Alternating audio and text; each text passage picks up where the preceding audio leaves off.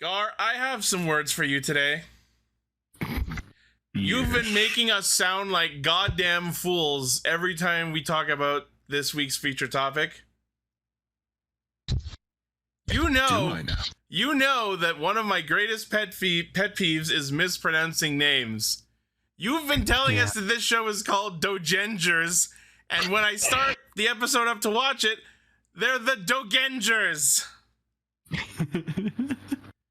But in the opening, they say Dogengers. It says Dogengers every time they talk about it, and in the opening. It is Dogengers. How do you fuck that up? Cue the roll call! Cue the roll call. I'm in here.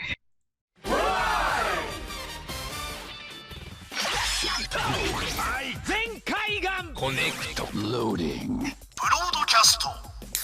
Perfect! Show running super savant. Level up. Bluecaster, super Ichi. Loud and online. Greycaster, Robolane. Researcher of the Tokuverse, Ultracaster, Gar. A spark of courage, the power of dreams. Orange Caster, Global Soft Perka. Casting, criticism, comedy, chaos. Radio Sentai Castranger. On air. Welcome everyone to Radio Sentai Castranger, episode 472. Episode glide score? Let's go. Do you know that a glide score is actually like fucking like 6'4"? They're He's giant. a tall, big ass motherfucker. I remember having this picture. I was watching like a picture of the anime, like episode of the anime, and just like Ash has a glide score, and I just saw him standing beside him, and I was like, no fucking way, a glide score is that fucking huge. They're huge. Here's my question though. Remember Gliger Man? Yeah, I love Glider Man. I wonder if he ever had a super form that was Gliscor Man. Definitely. They should have brought him back as Gliscor Man. That would have been awesome. Gliscor is my favorite ground type. Pretty good. Oh, he did? Yeah, Gliscor Beyond? Yeah, look how fucking huge he is. It's Jesus pretty fucking big. Yeah, he's really big. Very large Pokemon. The games do not like scale properly. It pisses me off. If Gliscor Beyond is a thing, someone find a picture of it. I want to see this. That's why, like in the Sword and it's Shield making Batman DLC, when joke. you. That's why I liked in the Sword and Shield DLC when you went out to this beach and you just saw a Wailord in the background in the ocean, and then you could go up to it and there was an giant. actual proper to-scale Wailord. But then when you catch it, it's small again and until you Dynamax it, and then it becomes its actual size. Dynamax it to become proper size. Anyway, thank you for tuning in. We're a bunch of Gliscors and Wailords who get together every week to talk about Kamen Rider Super Sentai and a third thing. Yeah. I've had Talking about a very interesting week. I won't get into the personal issue side of it, but I've spent a good chunk of this week fanboying over Len Hart, the voice of the Zenkaiger power sets, who I just this past week discovered is not only a badass woman who announces actual MMA fights, but was recently made into the announcer for Tekken 8. Like, I'm not into Tekken, but I'm just super enthralled by that voice. Like, I already love the Zenkaiger power sets. Sorry? She's on Cameo? She's on Cameo. She is on Cameo. Yeah. I messaged her asking if we could do call-outs for Castranger. I haven't heard back yet, but that would be awesome if we could. Oh no, I need her to be an announcer pack like in Tekken 8 and just have her screaming in all my matches. Like her voice is so fucking good. That is why I love Zenkaiger as much as I do, and that's why I love the Geardlinger as one of my favorite changers, because just that voice is just so fucking good. And you want to know something else? You want to know something else that's great? I absolutely heard her voice in one of these Dogenger episodes. Dogenger, damn it! I heard her voice in the episode. She did. It was the voice that played when Yabai Kamen powered up. Okay. Yeah. There's a guy named Yabai Kamen. Yeah. That's the main villain. So he's just like his name is just like Dangerous oh Mask. no mask. Yeah. Yeah, boy. All right. So yes, welcome. This is Castranger. Our topics for this week are Gotchard episode 21, King-Ohger episode 47, and episodes 1 and 2 of Dogengers. I have to train myself to say it right now. Dog Rangers. There's no dogs or dogs anywhere. Well, none of them are dogs. No, that's Precure this year. But they're the underdog Avengers. Oh, Dogengers. is that what it is? Oh, come on, with the Gengers. No, I could tell from the logo it was a play on Avengers, but like I didn't know the dog or doge or whatever part came from underdog. Whoa. There's like an anime sequence? Oh, what the okay. fuck? No, there's not an anime sequence. So there's a show called Miss Kuroitsu who works at the monster department. In an episode, they include real life local heroes. Cool. As like a subplot where it's like, all right, your job is to go be a grunt for this evil organization. Oh my get your God. ass handed to you. Crazy. Quick question: if I'm watching something, you guys won't hear it while we're recording. No, I can't hear it. No, if you're watching something only now. if you're live streaming over Discord, which you are currently not. Okay. As long as you've got your audio on your headset, not through speakers. Yes. Yeah. Who uses speakers anymore? Some people still do. All right. Anyways, the answer is some people. Yeah, the answer is some. Yes. All right, let's get into news stories. News mode. So first off, we got the official reveal of Ride Commons. I fucking called it. Did I say that it was gonna be a fucking mobile game? I fucking called it. But what nobody could have called is the fact that it's not normal Kamen Riders. It's a bunch of handsome anime gentlemen in rider-like suits, but with masks, like visors, transparent visors over their face instead of full helmets. Yeah.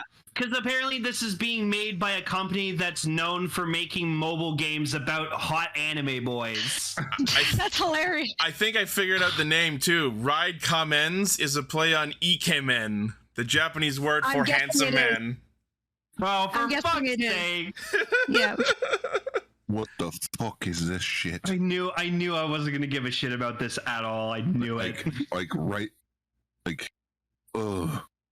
It's interesting though. So this is going to be a free-to-play mobile app for iOS and Android. The main protagonist is wearing a suit inspired by Kamen Rider Ichigo.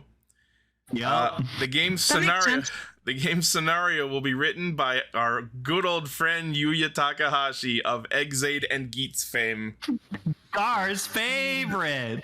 Well, it's like a game, so he wrote series about games, so I guess it makes sense. It makes sense, and that honestly says to me that there will be probably lots of like henshin trinkets and gimmicks and shit in the game, and that's probably part of the gacha that it will no doubt come with. Just me here, like just me hearing the news about Takahashi's a part of it. Oh yeah, that's his belt apparently. Oh, okay. Century called, he wants his belt back. Century, can I copy your homework? Yeah, just change it a little. Justice Ride? Oh, yep. They put out like a promotional trailer for it, but there's like zero actual gameplay in it, so I still have no idea what this game actually looks like. As soon as I found out what this thing was, I lost all interest. I do not care. You know what this feels like? This feels like what the Americans would do with Kamen Rider. No, they did that. It was called Masked Rider and Dragon. No. I mean, like Netflix Cowboy Bebop adaptation level. I don't know. Where it's not even a full suit because we gotta show the actor's face because the actor we paid for the actor. We're not paying for this stupid suit. We gotta pay for the actor. Yeah, it's the same. It's the same kind of ideology behind the fucking Halo series. Like you can't express emotions under a helmet. Ichi, you gotta stop fucking reading my mind, dude. No, no, and the actor went up to fucking say, "Oh, but like you need his helmet off to relate to him more." And I'm like, "Have you watched The Mandalorian?" I know. Or so much Kamen Rider. I love that someone on Twitter responded to that with this one scene from Kamen Rider Wizard where in full suit he's doing laundry. Hell, the best example is the movie V for Vendetta, where the terrorist V, you never see his face once the whole movie, but you can tell exactly what fucking emotions he's going through. It's such a fucking good movie. So to you, the actor behind and everyone involved with the Halo movie, we say skill issue.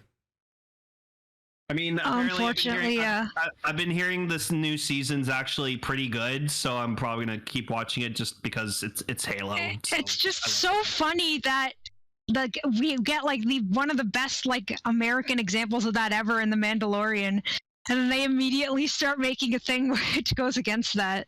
Yep. Yeah, no, he took off his helmet in the first episode. We see him butt fucking naked at one point, and then he fucks a woman. Anyways, back on topic. Supervising the project is veteran Kamen Rider producer Naomi Takebe. It will feature character designs by Hiroko Utsumi, who did Free and Skate to the Infinity. The game development is... so very, very Bishonen type guys. That seems to be on brand. Yeah. Game development by Liber Entertainment, who did iChu and A3. Planning and management by Bandai, made in cooperation with Ishimori Productions and Toei Company, and we will have more information. It says on February 9th, so I guess we'll be getting it pretty soon. Which means we'll have more to talk about this next episode. Play this? I mean, I'll try it if it's a free-to-play game, if I can get my hands on an APK. And I'm sure I can. Have fun. Yeah. You know my stance on mobile games. You know what this not just feels like, but just remember when we got that O's double game, or the O's 01 double game, Memory of Heroes, which I still haven't played. Yeah, and that was like the last Rider game we've ever gotten. Just thinking, like, it's been so long since we had a really good Toku game of Rider or Sentai, and it's such a shame because King-Ohger is perfect material for a video game. No, and then they put it in Fortnite. I know, in was it Fortnite? Yeah. Yeah, it was. No. Oh, put the King-Ohger areas into Fortnite, yeah. Yeah. But not any of the characters, weirdly. Toku does have good games. The Battle Ride War games were amazing. I will say though, if you go to Ishibana in Fortnite, there's actually a quest where you have to go look for Mofun, and then there's actually Mofun. In Ishibana or Gokan? In Ishibana, like you have to go look for a Mofun plush, and you actually find Mofun. Okay. Also, if they included Summon Ride, that was good too. That was when they ripped off Skylanders. Yeah. I remember that. I remember seeing the figures in your house. Yeah, I had it. All right. I was gonna say if they included in Fortnite, Hasbro would have won money for it. Yeah. Because they own the international rights for Sentai. Yeah. Yeah. Yeah, all right, moving on. So over the last week, they did the Cho Eusai Kamen Rider Super Sentai Live and Show 2024, which was basically a great big tokusatsu concert. And one of the songs they played there was the Boon Boomger opening theme. So we got a little preview of it. That's cool. By way of a live concert version. It's fun. I'm going to wait until I hear the recorded version of it, because I really don't like live concert versions of songs. But agreed. From what we heard, it sounds like it's going to be fun. Don't stop, by Masaki Endo. So. Yeah. But yeah, so obviously it's just titled Bakuage Sentai Boon Boomger, being performed by Masaki Endo. He previously did the Abba Ranger opening, and of course, recently did a song for Ultraman that I know everyone's going to post about. He was the singer of Ultraman Z. Yeah. Oh, that's right. Yeah, the Z theme's a banger. All right, very cool. I miss when Sentai openings would actually include the name of the show in the opening. Yeah. Can we bring that back? Oh yeah, the King-Ohger one doesn't. No, King-Ohger doesn't. Dawn Brothers. It says King. Yeah. Zenkaiger kind of has. I'm sure the words "oh" and "ja" are elsewhere in the King-Ohger theme. Yeah. Yeah. Yeah, but I remember like Zoogers was just like I go no oja, Zoogers. Yeah. Like that was awesome. Man, I still listen to those songs like that and the ending of that all the time. Same. I don't know why. They just get me. I don't know why. These songs just get me. Yeah, I said that weirdly. The Ninja ending is still my favorite Sentai ending to this day. I've never heard it. Oh, it's so fun. Yep. What about the cute? What about the Q-Tama dance? I still love that. Oh, the Q Ranger ending is on its own separate god tier of all amazing. Ranger. It's such a shame they had to change the dance because there was a child added to it. Yeah, Blaze. Also, OQ. parents were complaining that why is my kid frustrated? Cute, Tama, cute. It was so good. I'm sorry, I'll stop. I just want to say real quick about the Ninja ending. The one part about that I like is just the part where in the video they just collide into fireworks, and I'm like, yay, Takaharu's dead. I don't know who this guy is, but I'm so sorry. The Red Ranger. Is he that bad? He's annoying. Take it down. He's like Lucky from Q Ranger levels of annoying, but arguably worse. And then we found out he had a girlfriend who he got married to and then had a kid. Is that bad?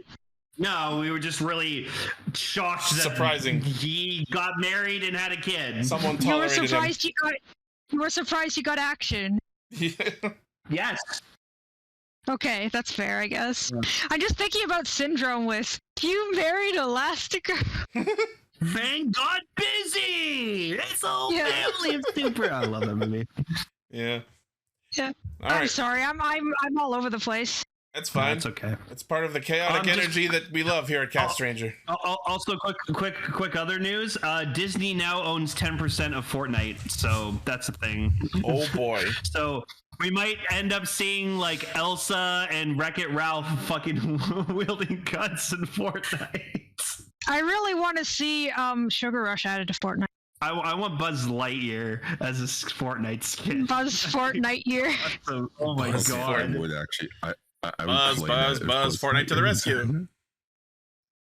Right. Oh my goodness, you can make the glider the jetpack.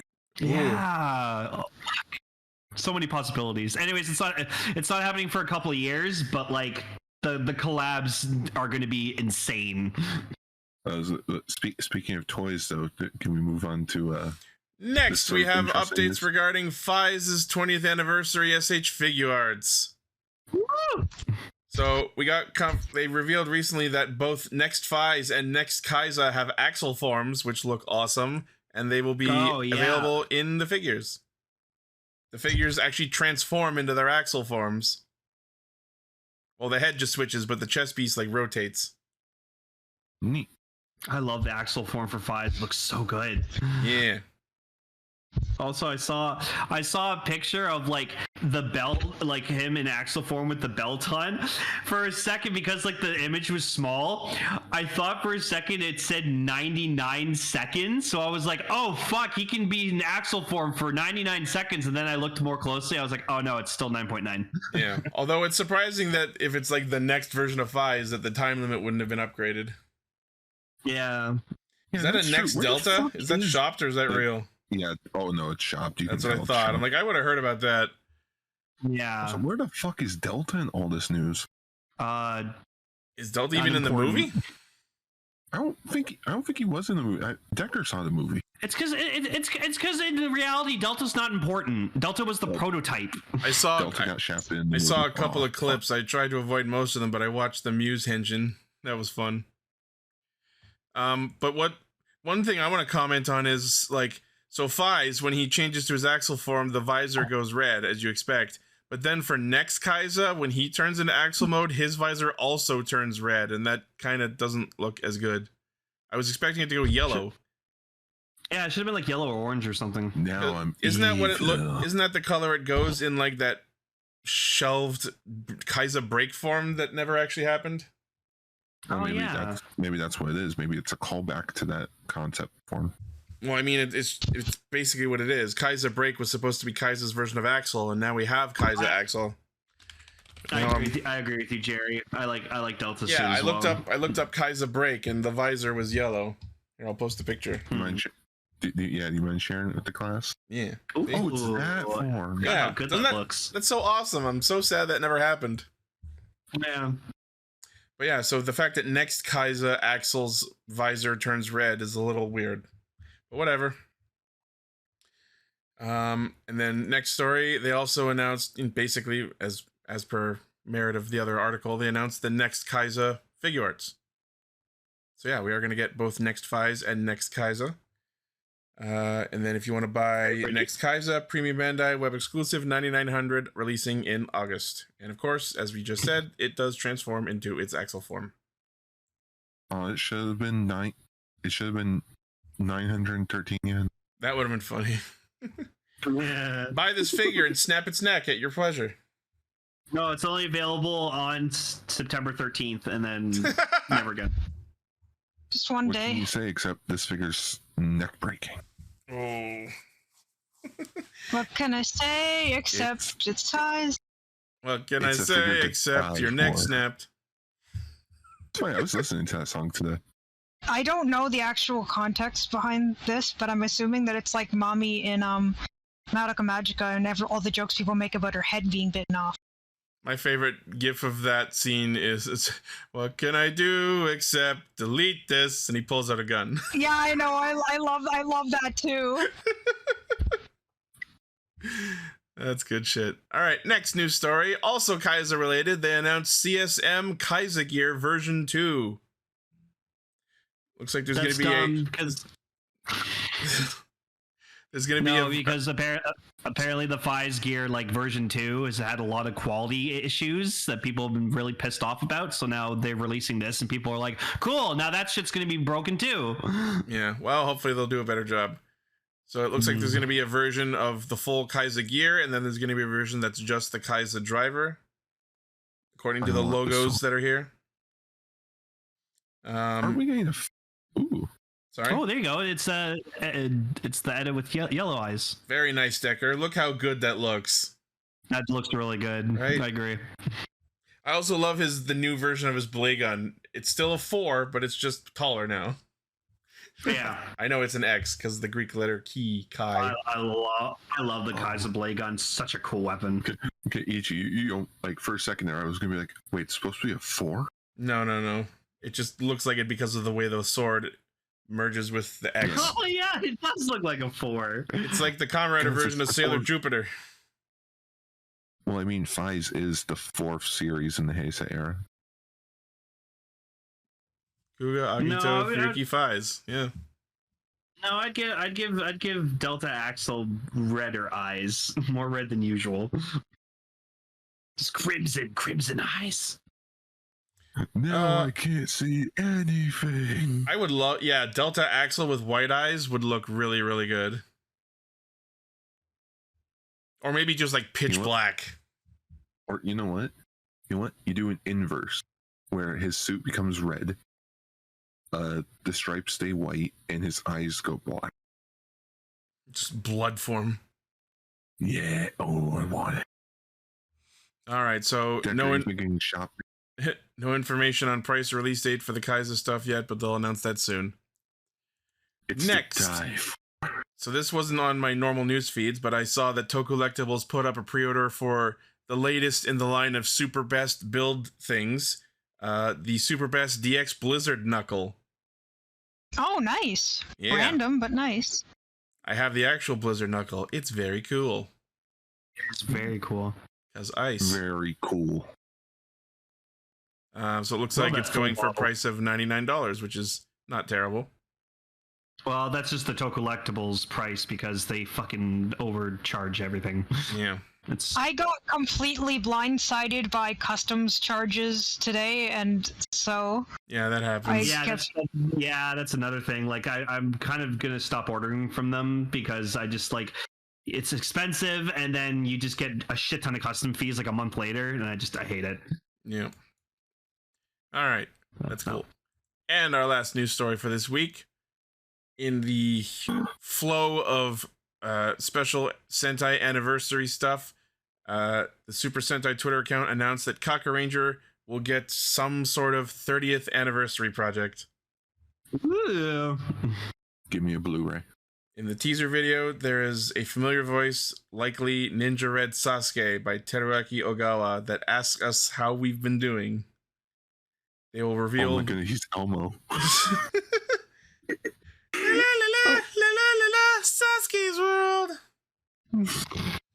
And they'll reveal more details on February 18th. All right. I know everyone's saying 30 years after movie, but we can't do it.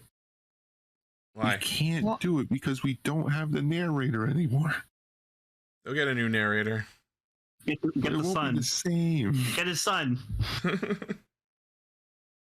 Also, it's just gonna feel weird. It's gonna be like Mighty Morphin Once and Always, where it's like, fuck, we're old. Okay, so it looks like on the Tokulectables website, it looks... Oh wait, never mind. No, it's there. What? It looks like the pre-orders are closed for the giant Mofun. Oh. It's not sold out, but I wonder if anyone... Oh yeah, no, I guess someone bought the fucking Mofun. Yeah, I imagine someone did. Bought the $2,000 Mofun. Okay, here's the thing. You've watched King-Ohger. You know who bought it. Rita? It'd be funny if Rita's actress did. No, they that would gave her one. Mm-hmm. Oh my god, someone bought the Mofun. Better news, my $2,000 check just went through. Sweet. Let's go. Woo! Let's hope whoever bought it posts pictures of it. Yeah. Hey guys, want to see some pics? Mofun pic. No, I did not. $2,000 check? Sure. This explains the divorce. Holy shit. Alright, well, that's news. But yeah, Castranger, hopefully a Blu-ray. Yeah. Or a Returns movie. You know what? I wouldn't mind a short return. Maybe we can get Ninja Man in there.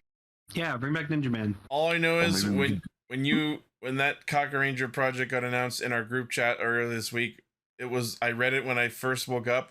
So my sleep-addled brain misread it as Kagaragi Anniversary Project. And I'm like, what? That's hilarious. Kagaragi deserves his own movie. I agree. Yeah. All right, well, that's the news. All right, cool. I suppose Gary will be dipping out while we talk about the shows. He's going to watch Dogengers. He's already muted. Okay. We'll see you in 40 minutes. They'll never know because even though I'm telling them that I'm actually watching freaking Gotchard right now because I watched the stuff in the wrong order and should have watched King-Ohger during the news instead of this. Oh, it's okay. I think you said the wrong part out loud. Oh, I what part was I supposed to say out loud? It's a joke. All right, Gotchard time.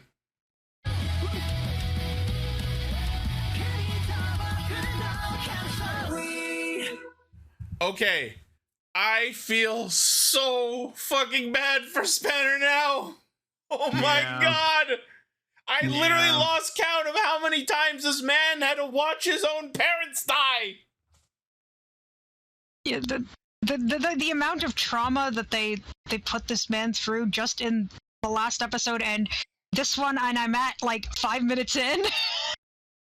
Like, yeah, but it's only gonna get worse. But then they like killed themselves. Yeah, it was weird. I don't think they like killed themselves. I think they like sealed their souls in that piece that they were holding just so they couldn't be re-revived or something. They didn't really explain that well. But like, sure, Spanner was an antisocial prick up until now, but even he didn't deserve all of that. No. Well, I guess it kind of explains what he went through, why he was antisocial and mean, but it's like saying, would you like to double down on the trauma? Like, would you like more trauma to go with your trauma? Like, you like a side of more trauma? It's Kuragane Spanner happy moments, 12 seconds. That smile is really creepy. I don't like it. Yeah. Well, he's got some changing to do. Like, okay, so we do find out that, like, because he sees, like, the memories of, like, when his parents, like, sacrificed themselves to protect him, and they're like, be amazing alchemist, Spanner, we love you, and he's like, oh my god, my parents loved me. Was that in question? I honestly don't know what he gained seeing them die this time that he didn't before. I think he just... I don't know. I think he was just like, oh, my parents want me to be the best I can be. I can't like disappoint no them. one ever was. I also love with the sisters, whatever, like that. Yeah, like apparently one of them was just like talking. This week it one was of them's talking off about Gurion, and then like the other one's just like, shh, you want to get sued? Yeah, this time it was Lachesis' time to get yoked into the fucking wall. Atropus is just like, shut up. Daddy will hear you. Yeah, just do what he says. I also love that even though he hasn't actually debuted yet, the show gives no fucks about spoiling Kamen Rider Valvarad. He's in the opening, and then they took it a step further and spoiled Mach Wheel in the eye catch right after. Because Toei knows. Because Toei knows we know. We just don't care about surprises or dramatic reveals ever anymore. No, welcome to Kamen Rider 2024.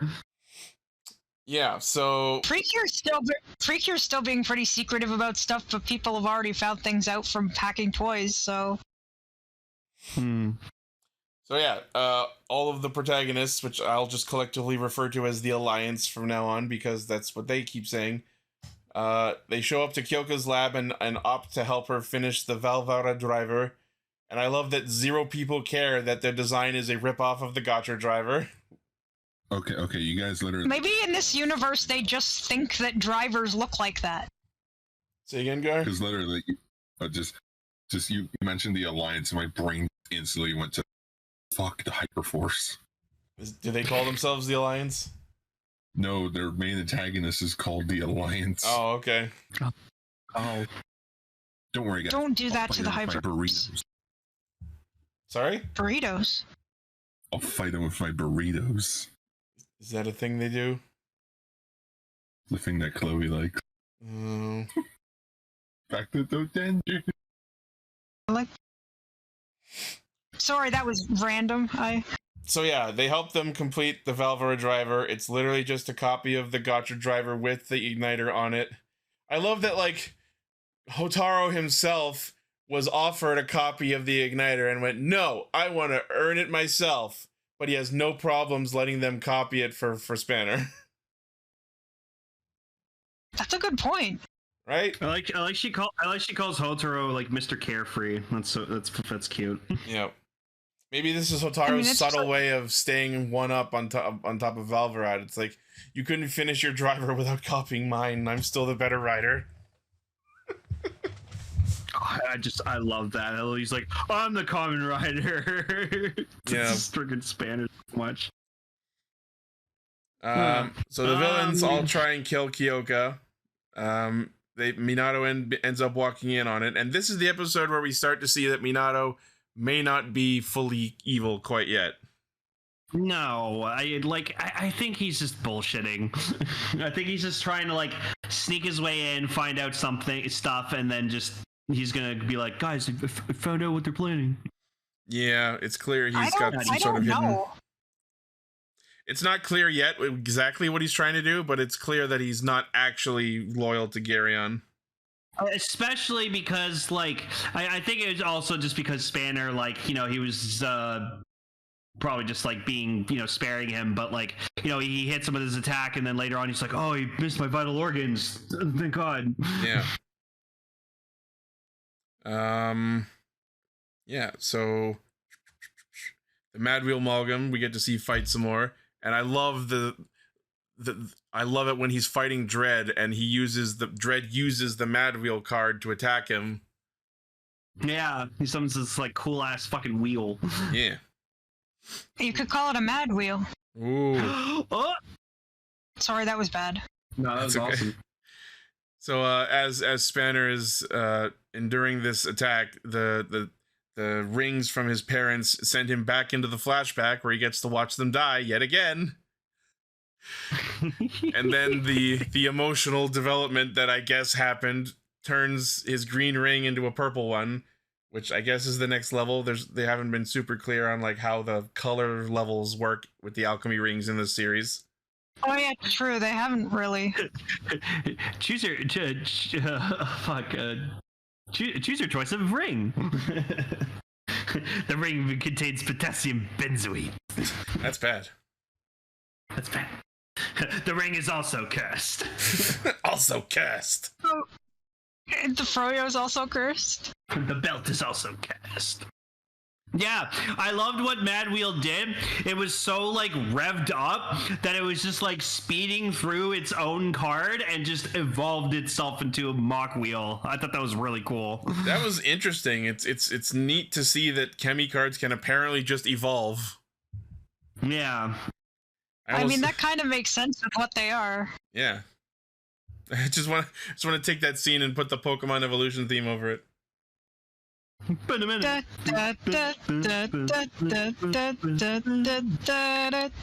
Sorry. And Minato's like, push me! Yeah, no. Oh, yeah. So like, I like he has his sword, and so like there are some points where like shots where like he's using it, and it's literally just the prop on fire, and it was really fucking cool. Yeah. So yeah, he fights Dredd, downs him with the flaming Velva Rusher, gets his cards back, takes the Velva driver that Minato stole from Kyoka. And then we get the moment that I like to refer to as "Start your engine." Yeah, for real. It felt like I was watching. This guy is so trying to be the next Chase. It's not subtle at all. I do not know enough about Chase to dispute this. If you watch Kamen Rider Drive, you know what we're talking about. All I know is he's dead. Unfortunately. Why'd you have to go and remind me? Why you gotta open the old wounds? Because I watched the movie with you guys, and the whole movie was about him being dead. And I felt the whole time like I feel like I should have not known this. I mean, Valvarad's henshin was cool, but it didn't have the same like symbolism as Chase's first henshin, where like you see him like machine chaser, and then it like explodes off of him into the chaser suit. It was just like a metaphor for him stripping off his old self. Before we get into Valvarad's henshin proper, what someone was in the chat was posting a second ago was an interesting thing I wanted to highlight a little bit. So, whereas Gotchard combines their chemis by like this plus this equals 10, Valvarad uses 2 cards that are both rank 6 or level 6, whatever you want to call them. So yeah, you could consider it that Gotchard uses synchro summoning and Valvarad uses Xyz summons. Cool. I'll pretend I know what that means. From Yu-Gi-Oh! Yeah, I don't know what that means. I haven't watched Yu-Gi-Oh! I don't remember.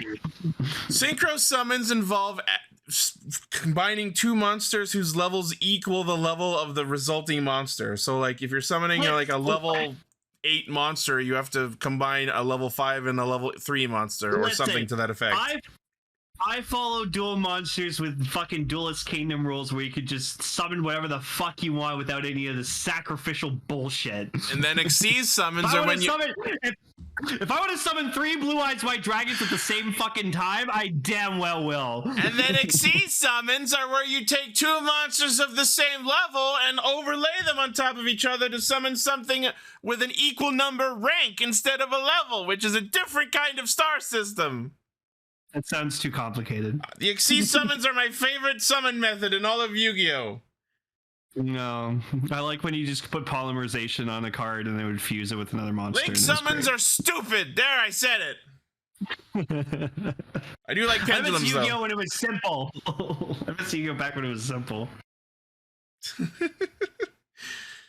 Yeah, and as people are saying, Dread is ritual summons. But yeah, so... Alright, let's get into it. Kamen Rider Valvarad debuts, And this is exactly the kind of stock henshin I love to see. Literally no notes. That sequence was fucking awesome.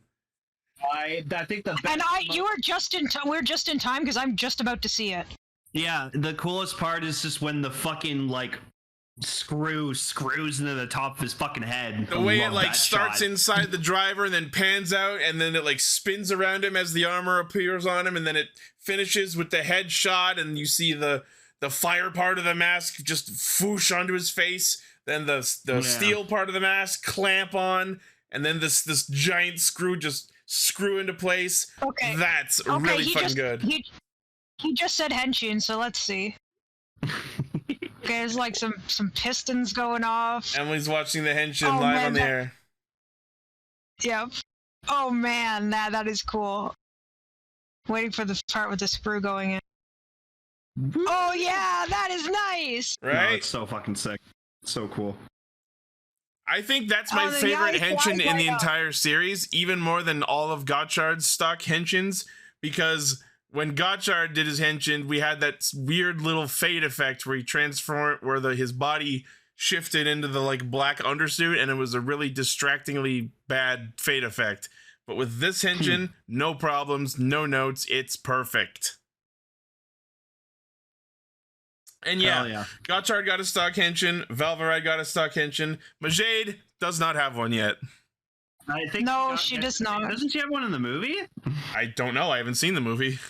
I like to think she has one in the movie.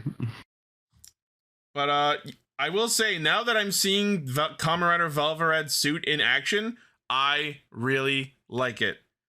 It's cool. If I had to make one adjustment, I think I would change the flames so that they would only be like firing off during special attacks instead of just being there all the time. But I'm rolling with it. I like it. The tallness of the fire and wrench pieces on the helmet being taller than normal Valvarad really help it. I think it's hilariously on brand how much it gives off a Batman kind of feel. Well, I also like he has the same kind of like compound eyes as Blades did in his suit, where he has like, you can see like kind of like the white eye. Whoa, his finishing move is really cool too. The normal one or the custom one? Valvarad Crush. Yeah, so we see him do his first Hisatsu where he literally throws his Valvarusher through the monster, and then we see his first form change into Orochi Shovel. And he does another very awesome Hisatsu. Well, what I really liked about Valvarad, like, was as he's fighting the Angel Amalgam, you can see like he's going into like different like gears, like when a car is shifting into different gears. That was I love that you could tell that he was like he is moving faster, but he was like kind of just still going at like a normal pace but like to the Angel Amalgam he was probably just so fast. He was like shifting gears as he went because he was going from like low gear to top gear. That was like his Hisatsu Standby Chime, which was also a very cool song. Oh, that was so good. I'm actually kind of tempted to buy the Igniter because we have the Gotchard driver just for the Valvarad stuff. You'd also have Daybreak too, so that's true. I'm gonna wait until the toy's out and I see the sounds it can do because I want to know what other kind of form sounds the Valvarad power set will have. The toy has been out. It's been out for a while. Oh, okay, then I'll have to look it up. Yeah, but yeah, if I had to make one other complaint about the suit, obviously I'm not a fan of his belt being just a copy of the Gotchard driver. And the orange lines that are around it kind of dilute the color identity a little bit. The purple and silver and white and silver and black of the suit around it all mesh together really, really well. But the orange around the midsection kind of dilute it a little. Yeah. Yeah, so Angelide is defeated and captured. And then the parents revive one last time before walking off and vanishing. And I guess that's supposed to signify their souls being actually set free into the afterlife. That's what I would guess. And then we get into, which I think is like Spanner's now forever catchphrase for the rest of the series, where he just says, This is my fight. Yeah, the thing is, like, when he's fighting Minato, he has this, like, I'm not alone kind of moment. And in most shows, this would end with him becoming friendly with the other main characters. No. But of course, we're not quite there yet. This is him just acknowledging his relationship with Kyoka, I think. And he's not quite ready to play nice with the other riders. So I feel like that's going to be Spanner's next character arc. Yeah, so I made like a joke where it was like Kyoka's just like, oh, this is Spanner. What are we gonna have for dinner tonight? Like, I was thinking like maybe like Chinese food or something. This is my meal. What? Yeah. So yeah, Spanner, he finally has a rider from Rider. He's finally a rider, as we fucking predicted from day goddamn one. Of course, like when you make a character that's like a rider, he's gonna become a rider. Like, it's obvious. And he's finally becoming slightly less of an antisocial, intolerable prick face. Yeah, I was gonna say, like, because thanks to these last few episodes of just kind of like getting to know him more personally, he is less of an asshole. But like, I will say, like, he's a jerk, but goddamn it, is he so cool. Yeah, and also now we kind of know why, and it's like we can forgive it a little bit more. Yeah, it's like, okay. So,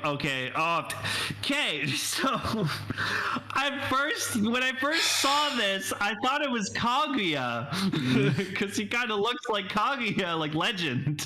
Yeah, and so I was like, oh, sweet, Legend shows up, and then I'm like, oh, it's just a fucking Kemi. It's Zukumpire. Yeah, but it's cool that he has an actual human form. That's neat. Yep. Zukumpire, the vampire, Ikemen, handsome boy. And Renge apparently falls for him. Watch, he's gonna be in like the Ride Commons game as a fucking like bonus. Like a promotional thing?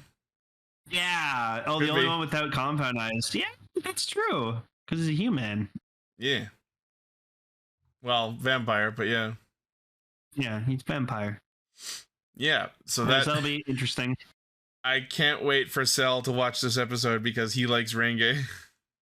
Yu-Gi Empire was in the group Milk, whose group did the last Arc 5 ending song. Oh, neat. There you go. So there's another Yu-Gi-Oh connection. He's a pop singer.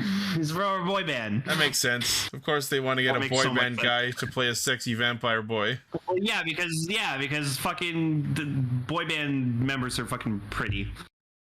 Oh, speaking of boy bands, so yesterday while Cell was over, I sat him down and showed him the Idol episode of King-Ohger and the Sandwich episode of Dawn Brothers. Yes! He let's just say he agreed with both your and my feelings on the Sandwich episode. Hell yeah. But I'll let him talk to you about that. Dawn Brothers just so Decker in the chat, finally a Kemi we can fuck! No! I mean, you're not wrong. Not wrong, but no. Unless he's just like a Barbie doll under there. Did the alchemist who created Kemi's create him a dick? Find out. I'm just Kemi. I am Kemi enough. A Kemi you can Kachenko. Yeah. Alright, anyways, Ogai Buzo.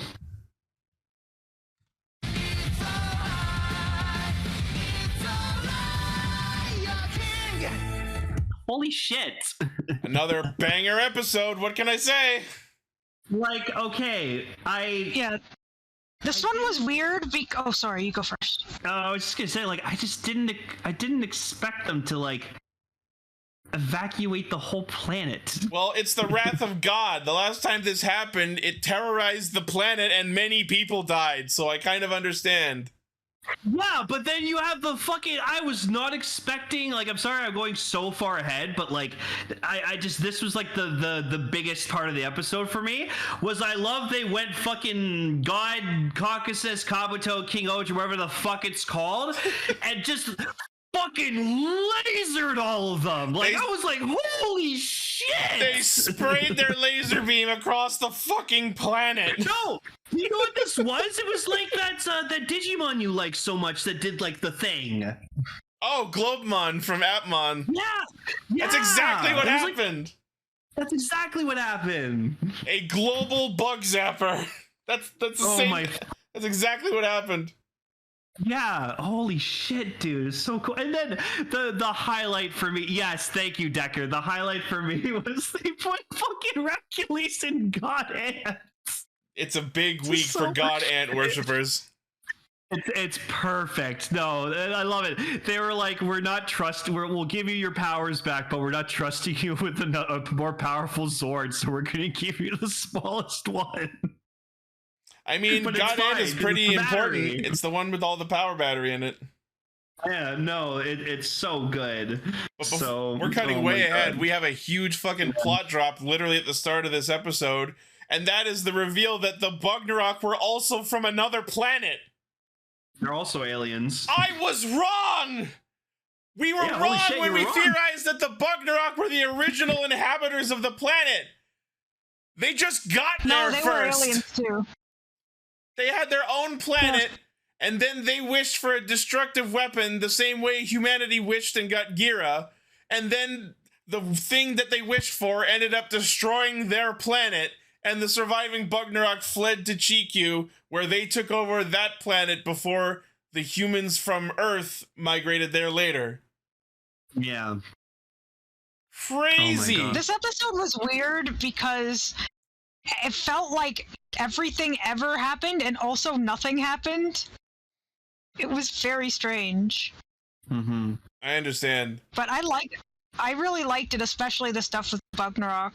Yeah, so the bulk of the episode is Wrath of God 2 Electric Bugaloo is happening. Let's kick in the global evacuation plan.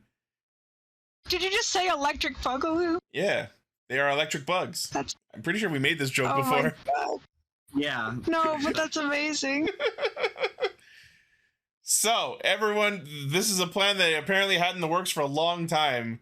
So, Shugadam deploys all of their Shu gods into Caucasus, which then flies around the planet, providing the Shu gods as evacuation vehicles, but also as a way to dispatch Ishbana's medical personnel for all the injured. And then Kaguragi's part in the plan is they plant these, what he ends up referring to as Arijigoku, which means ant hell, these little nails at certain key points around the planet. And then the plan becomes to open up slides that lead into the underground so that all of the people across Chikyu can evacuate the surface and hide in the underground kingdom of the Bugnarok. I think that they were based on antlion traps. Probably. Which you probably should never slide into if a giant one appears for some reason. Yeah. Yeah, that's right. So, and then Yanma's part in the plan is tracking the disaster as it happens, and Rita manages to convince the Gokhan prisoners, including the fucking mob boss from Yanma's flashback, to help out. I love that, like, Yama's retainer, he's just like, he's like, shut up with the threes. That was fun. Yeah. And then we also discover this episode that Shiokara can't handle carbonated drinks, you fucking pussy. Yeah, right. I'm sorry, I'm in the same group as him. I also like the Yanma. I also like when Yanma like saw like the nail be put down. I just liked his reaction to it. He's like, huh? Yeah, because dropping Peta Castle into the abyss was not part of the plan. I wasn't expecting the entire Enkusopa castle to just vanish. So I was like, holy shit! What happens to all that infrastructure attached to that tower? Are they going to put the tower back onto the surface? How are they going to do that? I don't know. That may have created more problems than they solved. I just wish I could see the other half of that, dropping the fucking giant tower underground. Watch.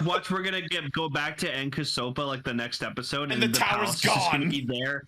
No. It's gonna be back with no explanation as to how. It's gonna piss you off. It's gonna be for you, Ichi, like a 0.0001 nitpick, and you're just gonna be like, whatever. This show's so amazing. This show has been so good about explaining why shit happens, even if the explanation comes later, I don't think there's a thing that I can think of that is like, why did that happen? And we didn't get an explanation. Yeah. So if that happens, I'm gonna miss this season a lot. Yeah. Also, we get a really, really good scene with Hercules where like they have to like evacuate like one person, and it's like this woman in a wheelchair, and like he tries to help her, and she's like, no, I lost my family 17 years ago. Oh yeah, all that. And, like I've been dead like inside all this time, and it's all your fault because you cared more about you protecting your kingdom than your people. And he's like, no, you're absolutely right. I feel like absolute garbage about it, but I can help you now, and you have to live. And I was just like, oh, fuck. That was a really nice scene. I also liked when he was giving the motivational speech to the knights. Yeah. Hercules, man, what a character arc. Right? Oh, no, he's the greatest. He's the greatest. And then I love that, like, Garrus is like, well, you should go, you should go to safety too. And he's like, no, I'm going to stay here and help you too. Yeah, I knew you were going to say that. That's why I brought you this. Hands him the Ultra Caliber Zero. We get a double henshin of both brothers, and I was just like, ooh, baby. Yeah.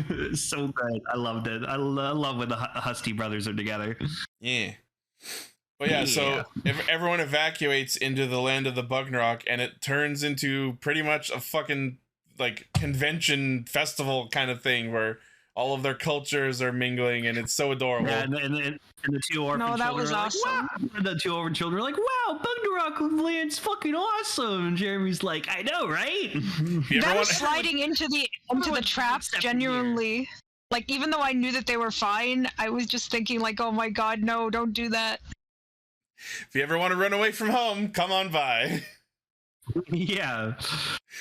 My brain, just like what you were saying a second ago, it's just like my brain just goes, Bugnarokland, where all your dreams come true. Also, just 10 points for that every time reference? no, I don't know. I'm sorry. The Tiny Toon Adventures summer movie. Oh, okay. Happy oh my World god, End. I remember that. Yeah, that movie drove me insane.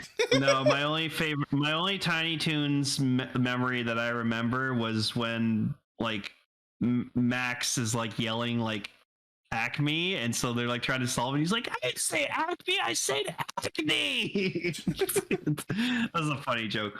But no, just fucking Jeremy with that goddamn smile. I love it every time he smiles. It's you don't have to say that to me again. So good. I loved him giving that little inspiring speech to his like 6 surviving mooks, which I can only assume are the only surviving good Bugnarok mooks left.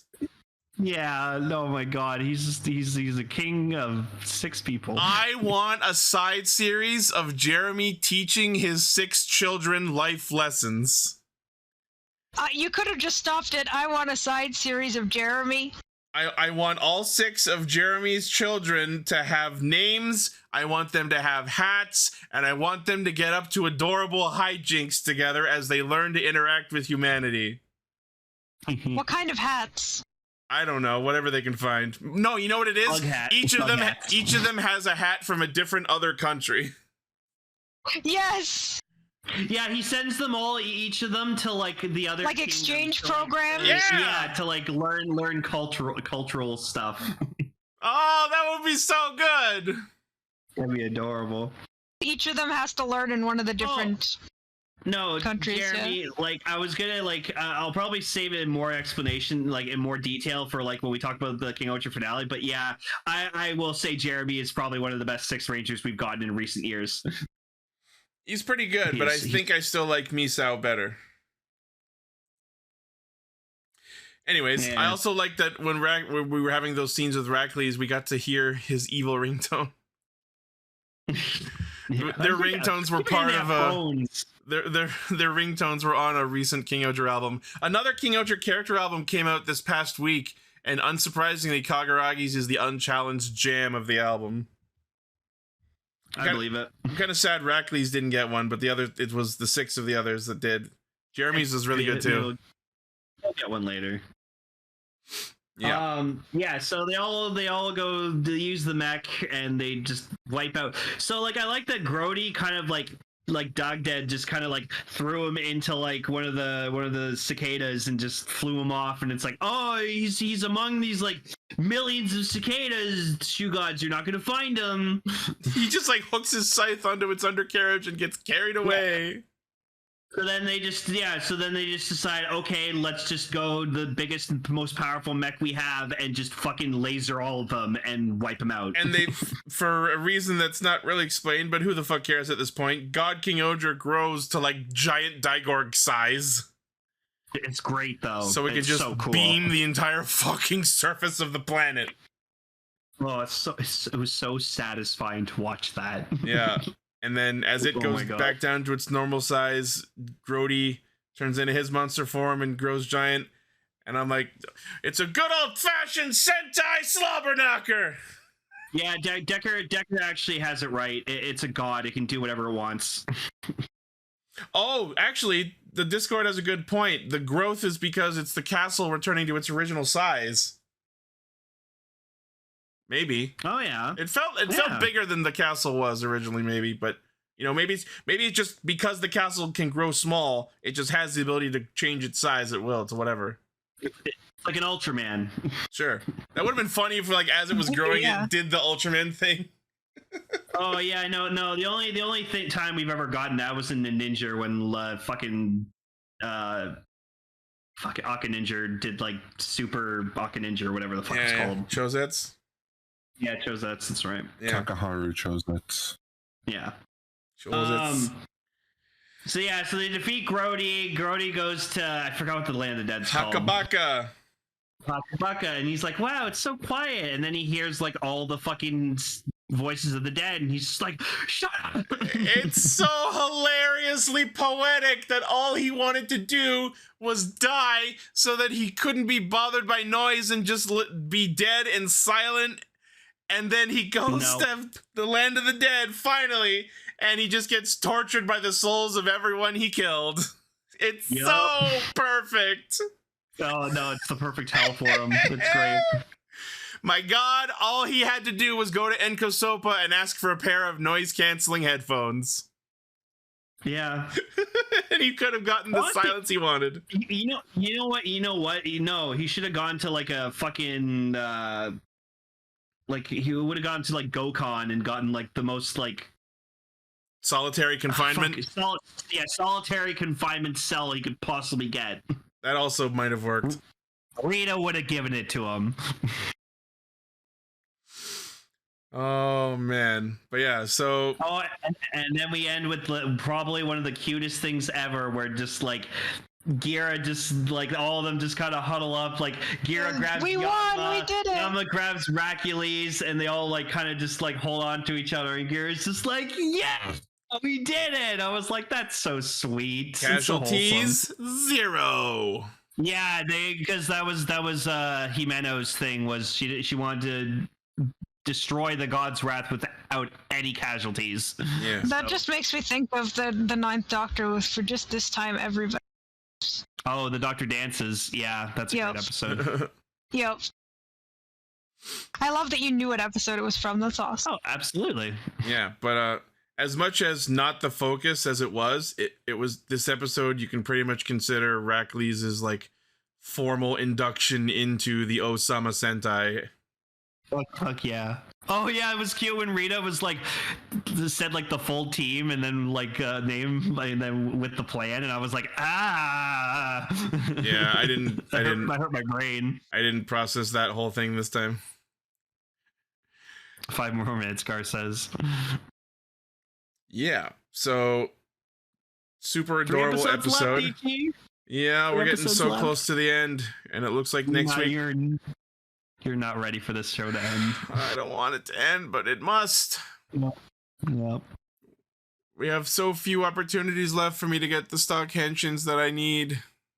It's okay, dude. We're gonna get specials up the ass and like a movie. We're gonna get a V Cinema. We'll probably get a King-Ohger. Imagine we got a King-Ohger 10 years later movie. That's gonna make you so happy. Imagine that's when they finally do it. Yanma changes his hair color a second time. You're gonna be like 40, 45 years old. You're gonna be like, oh my god, it's been finally. After 10 years, I'm free. Still have your memorial Ohsama caliber. Yeah. It's been 84 years. That'll happen.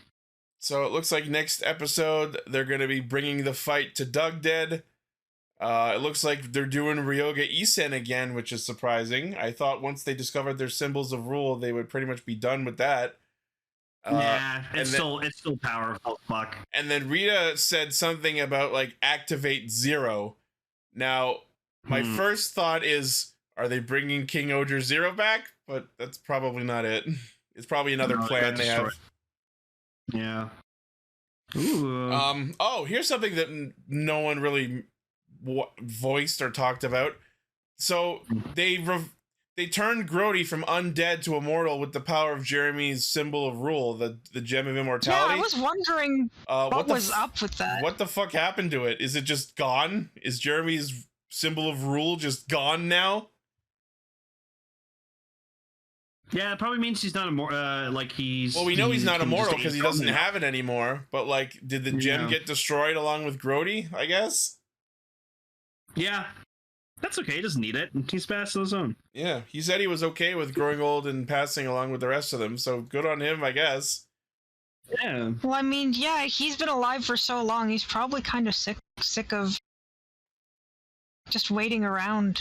He pulled a Hercules and gave up his immortality for those he loves. Good. Yeah, super good episode. Looking forward to more. Yeah. Okay, now we can. Now we can watch the Dogengers or talk about them. Dogengers. No, it's Dogengers. The Doge Rangers. Dogengers. It's not. No, they say Dogengers. They say Gengers. They say Gen. No. I heard Dogengers. I never heard Dogenger. I also heard Dogengers.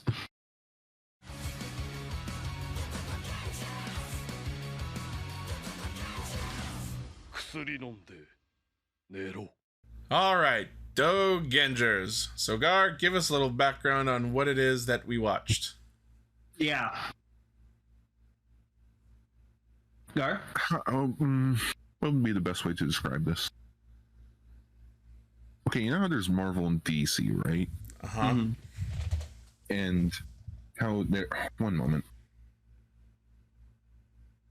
Yeah, what I understood is these are people who are like local heroes in Japan, which is like a tokusatsu hero. For those who don't know what local heroes are, they're like fan-made tokusatsu heroes that are specific to the region of their city that they're in. Like the ones in this series are local to Fukuoka. I just want this one question answered for me. Are these actual like real life local heroes? I think they are, because the show at one point specifies the heroes are real. The story is fiction. Okay. So I just want to start off with this. This show is weird, cute, fun. Just it's so interesting. I want to watch more of it. No, I found out. I thought this was like a 12-episode thing. Like I thought it was kind of like almost like a high school heroes kind of like situation. This apparently has been going on for like 4 years. It has 48 episodes. That's basically a whole year's show. Yeah, like I feel like if for some reason Rider or Sentai was just like gone for like a year, we could just replace it with Dogengers for that year, and we'd have enough content. Yeah. So, but yeah, no, I was very, very, very interested by this. Like this was just I don't know. It was great. So let's start by talking about who our main heroes are. So we get introduced to them one by one. We get Fukuo Caliber, who is a swordsman. We get Kita Q Man, who apparently his gimmick is just not wanting to fight or do anything. We have El Brave, who looks like an armored version of the Geki Rangers, who is a wrestler. It seems like El Brave's like a fan favorite. So he's like half Toku hero, half luchador kind of thing. He you know what he gave me? He gave me kind of like Geki Red, but also kind of Shishi Leo vibes from Gaga. A little bit. Yeah. Then we have the Yamashiro Gas Sales Department heroes, Redron, Aoiron, and Daidairon, who then, with permission from their bosses, fuse into Yamashiron, which I'm like, it's just Lupin Tricolor without a cape. Yeah. Yeah.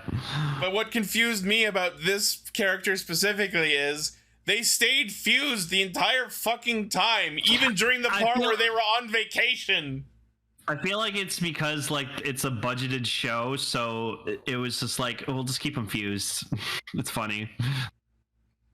It was just so weird.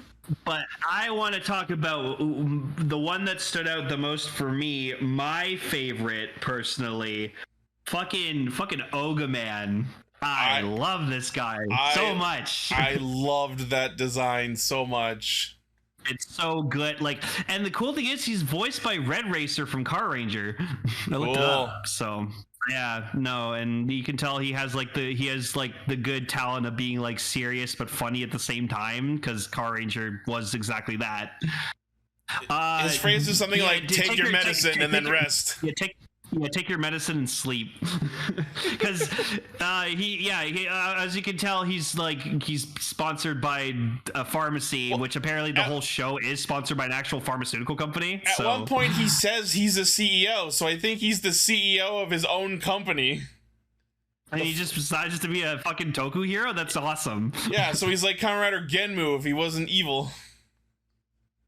Yeah, but anyways, just every time this guy was on screen, I was just so drawn to him. Like, he's so fucking cool. And the fact that like the main character, who we'll get into in a second, is his power set's based off his, shows how awesome this fucking guy is. I was getting huge All Might and Deku vibes from Ogaman and Jiro. Yeah, and then like their suits kind of are sort of Tiger and Bunny-ish a bit. So, well, I mean, the Jiro's is just a green palette swap of Ogaman, and it wasn't said in the show, but I looked it up. Apparently, his power set is called Rookie. Okay, yeah, no, Dan's actor is apparently a licensed pharmacist. So Jerry was also making comparisons to Academia. So we get introduced to our, I guess, main character, even though he's not in it nearly as much as the others, Jiro Tanaka, who's just this normal dude.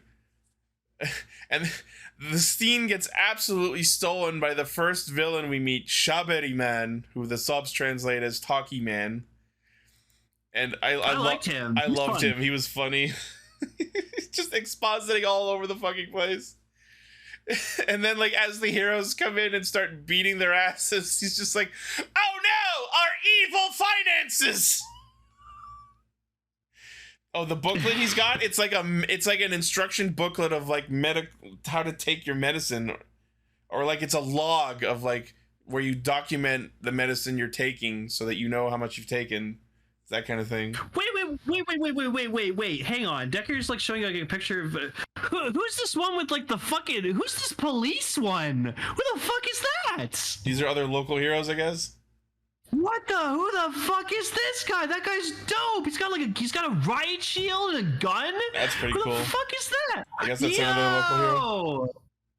Oh, he's in season 4. What's his name? That's awesome. Now you have to watch the show to get to season 4 to see him. No, do I know him? I don't know. That doesn't narrow. What? That's Forze? Wait. That's like Gentro's actor? One of the members? Who? Which one? Oh, is it Jake? Oh, right. It's Jake? I remember seeing a post about that a while ago. That's it. Oh, okay. I you know what? I have to watch the show now. I gotta watch I gotta watch Dogengers. That's crazy. Holy fuck. Oh. Anyways, so let's talk about our villains. Yeah, so we meet Shaberi Man pretty early, but then we eventually meet the head of the evil company. It's structured like an actual fucking company because they talk about their business plan and their finances and shit, but they just refer to it as the evil organization, and the leader of it is called Yabai Kamen, and yes, that just translates to dangerous mask. Dangerous mask. I fucking love this guy. His suit design is awesome. He was such an entertaining character, and then he like powered up in the second episode. I'm like, holy shit! Oh yeah, no, he was super cool. Oh yeah, and then they have some furries. They have a couple of wolf like generals, I guess, Galia and Gulf, and then just mooks, the ruffians and the salties.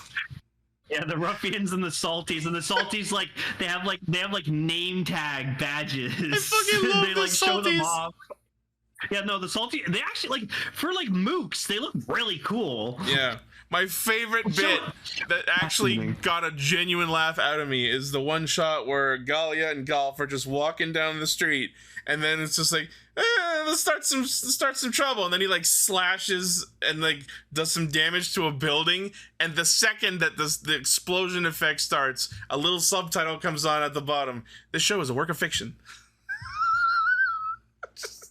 I don't know why that got me so hard.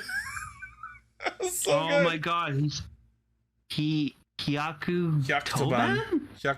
That is such a sick design. Neat. Yeah, so we also get introduced to other villains. We get Maid Butler. Yeah, Maid Shitsuji, which means butler. Hold on, I have the list written down here. Where are they? Nectaris, Shura Omaru, Uzagi, Maid Shitsuji, and Idol. Yeah, we showed Emily Uzagi, and she was instantly like, "Yeah, I love her." I love that it's like, just like a giant head, a tiny little body underneath the head, and then like you see the like suit actor who's just like a Kuroko kind of thing, like a, you know what I mean? Yeah. Then we get Idol, who looks like something out of Mega Man Zero game. That's just Roll EXE. Oh, but she looks like a Reploid from fucking Zero. Yeah, she's just CL.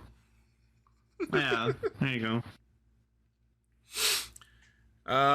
Okay, so yeah, we get introduced to our heroes one by one as they fight Shabari Man, and then we just cut to them like on a vacation on an island off the coast, dating women, still fully in suits. We never see them outside of their suits. No. And Yamashiran is just still fused, all three into Yamashiran the whole fucking time. And just, you must be such a handsome man under that mask. Recommend us a lunch place. I'm like, oh my god. I like that they tried to recruit heroes, so it's just like one of the wolf people just like brings him like a wolf hoodie. Wolf hoodie, and he's like, no, he doesn't want it. I love that. Like after that bit, they send the wolves away, and then Yabai Kamen is like confronting Jiro, and then Jiro just standing there as the other heroes are down, just like, I want away, and he can like, wow, you bravely and selflessly pissed your pants and screamed. But yeah, so like they all get their asses kicked by fucking Yabai Kamen. Yeah. And then so like Jiro, like I like at one point like he fantasizes about giving them a heroic speech.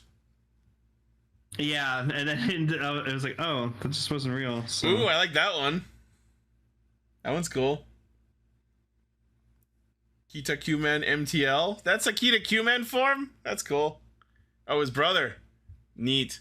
Ooh, yeah, that's a sick form. I just love the pose, like, I have a sword. I have a sword. So eventually, like, they wake up and like Oga Man's just like buried in the fucking crowd. No, the first episode ends with like all the other heroes are defeated, and then Ogaman walks in. The catchphrase he gives off then is my favorite. There's no medicine for stupidity. Pulls out a bunch of weapons, or is there? Blows up a bunch of mooks. Oh yeah, he stuffs like medicine up like Yabai Kamen's like fucking butt. He's like, really in the butt. Breakfast beam, lunch attack, butt blast for dinner. Yeah, I like that one point Maid Butler, like he gives him a bandage on his head and he's like, there you go, buddy, you're all better now. He's like, okay, well anyways, I'm gonna go clean up as a maid. I was just like, oh, I guess that was the butler side of him, help taking care of him. So I guess like literally no one but Jiro ever appears out of their suit. Yeah, that makes sense. They probably want to keep their identities a secret, right? Which sucks because that means there's no henshins in the show aside from Jiro turning into Rookie. That's okay. I'm in it for the henshins. Yeah, so Ogaman's like just buried in the ground at one point, and it's just like, oh, you okay, Ogaman? He's like, yeah, I'll be fine. Anyways, I need you to take my place for now. Wait, what? I'm gonna pass my powers on to you again, like All Might. Yeah, so he passes his powers on to him, and then like we see him later in like a house, and he's just hanging out, and he's just like, oh, I don't know if I can fucking do this. I mean, he gave me this house. It's really nice, but like I don't know. Apparently, part of the package deal in involuntarily accepting the powers of Discount Ogaman was to just get moved into a nicer house, apparently in a more trouble-fraught area of Fukuoka. Yeah, and we find out he was friends with this girl and she moved away, and he's like, oh, you keep smiling, and she's like, okay. So like we see her like when she's older and she's smiling all the time, so it's like, aw. I just love the bit where it's like, man, I miss Yuki. Flashback to when we were young. Oh shit, I was supposed to meet her. This guy is an idiot. And then of course the man debuts his like first time as like becoming like Rookie. his suit. Yeah, Rookie, but it's on accident by one of the villains touching like the pin. Yeah. So he like grabs him and then he's like touching the pin and it makes him transform. And I was like, oh, all right. Yeah. Anyways, apparently there's a lot of limited like Dogengers merchandise, but they did make like highly detailed soft vinyls of Ogaman and Rookie, and I kind of want to get both of them just because like I love that suit so much. If there's like a blue version of that henshin pin they used, I would love to get that. Yeah, that bothered me that like even on Ogaman like it was still green. I'm like, because that's the one he passed on to him. I guess it was part of his power set was to just have a way to give his power to someone else. They made an El Brave flood. I feel like they should have made him like one of those like wrestling action figures, you know? That would have been cute. And pose him differently. The way the mooks were like gathering around Jiro in that scene, the energy it gave me was just like, look, Sans, a human. And then they asked him for his money. They were trying to steal his fucking money. The evil financial organization. Oh man. The pin stays green. That's a shame. Yeah, that's okay. You know what? Shop at Blue. Yeah. I'll get a custom version on Etsy. So just these 2 episodes, wow. I also love that it literally wasn't until 8 minutes into the second episode that we got the actual fucking opening theme. Yeah, like I because like they cue the opening and I look at like the time, the time on the episode. I'm like 9 minutes in, we finally got it. Oh, man, literally just goes opening start. Oh, so good. Baton pass complete. Yeah, for real. But yeah, so just this show is wild, and I want more, and I want to watch more of this. Also, I wanted to mention when Yabai Kamen does his unpaid overtime power up form, the fucking voice of like his power set, I guess, is Len Hart, the voice of the Zenkaiger gears. I looked up her on the wiki, and apparently they didn't have like a cast list for her, so I don't think that was her. It just I looked up the Dogenger cast list, and I saw her name in the list, and I looked it up, and it sounded like her. Oh, okay. Yeah. You know what? I feel like this is a show that I need to watch like with the fans. So maybe I need to arrange like a day of the week at a certain point where I just go on the Discord and like you guys can just watch like a couple Dogenger episodes with me like once a week. I think that'd be fun to do. Depending on when you do that, let me know. Maybe I'll join. Yeah, because like Gar watches stuff with like the fans all the time, so like I wouldn't mind like watching something. These are Yabai comments, different forms. Awesome. Holy shit! Oh, okay. The first one he looks like Snake Eyes from G.I. Joe. Yeah. Like for real, that's Snake Eyes. Holy shit! Like I love the LED eyes. Honestly, for a local hero Toku, this is really this is impressive, man. I'm impressed. For not having Toei's budgets, this is pretty good. Yeah. Wow. Anyways, I'm gonna watch all this. Jiro getting injected into the plot seems a little ham-handed and convoluted because there's literally no reason for him to be at the quarry when that whole scene happens. But is there like a new protagonist like every season? That'd actually be interesting. I don't know.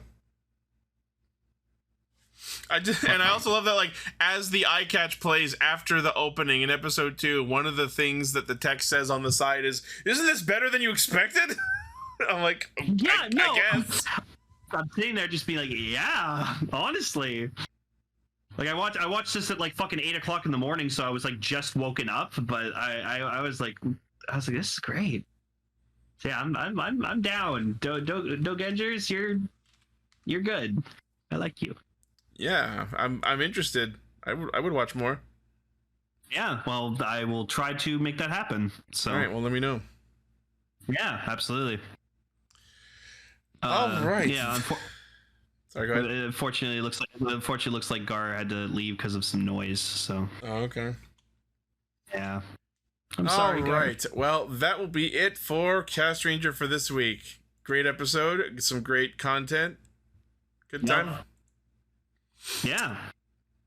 Which means Jikai Radio Sentai Castranger. Our next episode, we are finally starting Kamen Rider Black Sun, episode 1. Really? Oh, Paul better be there for that. I hope so. Yeah. Yeah. All right. And of course, I have to give a shout out to our currently active patrons on Patreon, which include Blaze, Armorhide, Sentai VT, Midas, Vegas, and Jackaplier. Thank you very much. You help us do what we do. And of course, the primary source of our Castranger hijinks is castranger.podbean.com. From there, you can find our Facebook, Twitter, Patreon, Discord, merch store, all of our cool shit. Let us know what you thought of these episodes in the comments. Let us know if there's anything specific you'd like us to talk about that we haven't yet. And of course, everyone, please have an amazing day and an amazing weekend. Yeah, and stay Dogengers. Stay Genger. Stay local. Stay local. Stay local. We're best friends, you guys. We swear. Yeah. All right. Bye-bye. Bye.